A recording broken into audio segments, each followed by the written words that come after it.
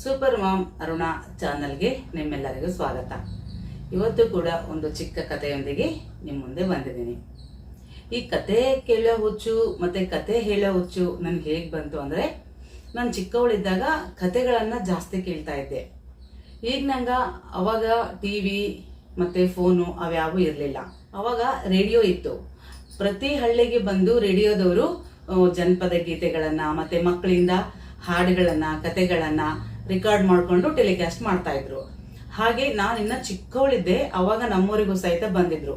Balwadi school ಅಂತ ಇತ್ತು, ಅಲ್ಲೇ ರೆಕಾರ್ಡ್ ಮಾಡ್ಕೊಳಕ್ಕೆ ಬಂದಿದ್ರು. ಅಲ್ಲಿಗೆ ಎಲ್ಲಾ ಮಕ್ಕಳ ಜೊತೆಗೆ ನಾನು ಕೂಡ ಹೋಗಿದ್ದೆ. ಏನಾದ್ರೂ ಹೇಳ್ಬೇಕಂದ್ರೆ ನೋಡಿ, ಮಕ್ಕಳಿದ್ದಾಗ ಏನೋ ಒಂಥರ ಸಂಕೋಚ, ಮುಜುಗರ, ನಾಚಿಕೆ. ಸುಮ್ನೆ ಹೇಳಂದ್ರೆ ಹೇಳ್ತೀವಿ, ಬಟ್ ರೆಕಾರ್ಡ್ ಮಾಡ್ತೀವಿ ಆತರ ನೋಡಿ ಹೇಳಂದಾಗ ಏನೋ ಒಂಥರ ಮುಜುಗರ. ಅಲ್ಲಿ ಒಬ್ರು ಮೇಡಮ್ ಒಬ್ರು ಸರ್ ಇಬ್ರು ಬಂದಿದ್ರು. ಅವ್ರು ಹೇಳಿದ್ರು, ನನ್ಗಾದ್ರೆ ಹೇಳ್ತೀಯಲ್ಲ ಅಂದ್ರೆ ಹೇಳ್ತೀವಿ, ಹಾಡ್ ಆಡ್ತೀವಿ ಅಂತ. ಅದು ರೆಕಾರ್ಡೇ ಮಾಡ್ತಾ ಇಲ್ಲ, ನನ್ಗೆ ಹೇಳ್ತಾ ಇದ್ದೀನಿ ಅಂತ ಹೇಳು ಅಂತ ಹೇಳಿದ್ರು. ಅವಾಗ ಅವ್ರು ಸ್ಟಾರ್ಟ್ ಮಾಡಬೇಕಾದ್ರೆ ಫಸ್ಟ್ ನಮ್ಮ ಹೆಸರನ್ನ ಕೇಳೋರು, ಹಾಗೆ ನಮ್ಮ ವಯಸ್ಸನ್ನ ಕೂಡ ಕೇಳೋರು. ನಾನು ಫಸ್ಟ್ ಹಾಡಿದ್ದು ಹಾಡು ಗಲ್ಲ ಗಲ್ಲನಿತ ಅಂತ ಒಂದು ಸಾಂಗ್. ಅದು ಆಡ್ದಾದ್ಮೇಲೆ ಮತ್ತೆ ಕೆಲವು ಹುಡುಗರಿಗೆಲ್ಲ ಕತೆಗಳು ಹೇಳೋದು, ಯಾರಿಗೆ ಏನ್ ಬರುತ್ತೆ ಅದನ್ನ ಹೇಳುವಂತದ್ದು ಒಂದು ಪ್ರೋಗ್ರಾಮ್ ಇತ್ತು. ಅದರಲ್ಲಿ ಒಂದು ಚಿಕ್ಕ ಕತೆನ ಹೇಳಿದ್ದೆ ನಾನು. ಅವಾಗಿಂದ ಕೇಳೋದ್ರ ಜೊತೆಗೆ ಹೇಳೋದು ಕೂಡ ಅಭ್ಯಾಸ ಮಾಡ್ಕೊಂಡೆ.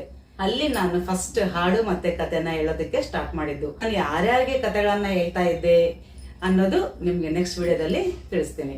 ಈಗ ಚಿಕ್ಕ ಕತೆ ಅಂತ ಹೇಳಿದ್ನಲ್ಲ, ಅದನ್ನ ಸ್ಟಾರ್ಟ್ ಮಾಡ್ತೀನಿ.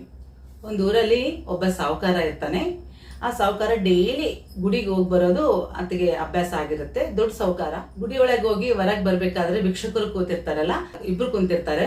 ಫಸ್ಟ್ ಅಂತ ಕೇಳ್ತಾನೆ, ಈ ಸಾಹುಕಾರ ನಿಮ್ಗೆ ದೇವ್ರು ಎಲ್ಲ ಕೊಟ್ಟಂಗಾನ, ಅದ್ರಾಗೆ ನನಗಿಷ್ಟ ಏನನ್ನ ಕೊಡು ಅಂತ ಕೇಳ್ತಾನೆ. ಪಕ್ಕದಲ್ಲಿ ಕೂತಿರ್ತಾನಲ್ಲ ಅವನು ಕೂಡ ಕೇಳ್ತಾನೆ, ನೀನೇ ದೇವ್ರಿದ್ದಂಗೆ ಇದ್ದೀಯ ಸಾಹುಕಾರ, ನನ್ಗೇನಾದ್ರೂ ಕೊಡು ಅಂತ ಕೇಳ್ತಾನೆ. ಅವ್ರಿಬ್ರು ಹೇಳಿದ್ದನ್ನ ಕೇಳಿ ಸೀದಾ ಮನೆಗೆ ಹೋಗ್ತಾನೆ ಸಾಹುಕಾರ. ಮನೆಗೆ ಹೋಗಿ ಒಂದು ಬಾಕ್ಸ್ ತಗೊಂತಾನೆ.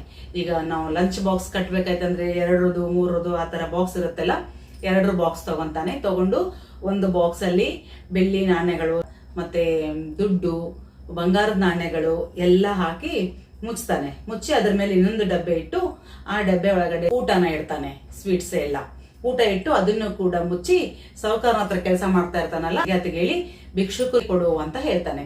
ಸರಿ ಅಂತೇಳಿ ಅವ್ರ ಮನೇಲಿ ಕೆಲಸ ಮಾಡುವಂತದ್ದು ತಗೊಂಡು ಹೋಗಿ ಅದಕ್ಕೆ ಕೊಡ್ತಾನೆ 2ನೇ ಭಿಕ್ಷುಕನಿಗೆ. ನೆಕ್ಸ್ಟ್ ಡೇ ಮತ್ತೆ ಸಾಹುಕಾರ ಗುಡಿಗೆ ಹೋಗ್ತಾನೆ. ಬರ್ಬೇಕಾದ್ರೆ ಗುಡಿ ನಮಸ್ಕಾರ ಮಾಡಿ ಬರ್ಬೇಕಾದ್ರೆ ಹೊರಗಡೆ ಭಿಕ್ಷುಕರು ಇರ್ತಾರಲ್ಲ, ಫಸ್ಟ್ನೇದವನ್ ಇರಲ್ಲ, 2ನೇದವನ್ ಇರ್ತಾನೆ. ಅವಾಗ 2ನೇದವನಿಗೆ ಕೇಳ್ತಾನೆ, ನಾನ್ ನಿನ್ನೆ ನಿನಗೆ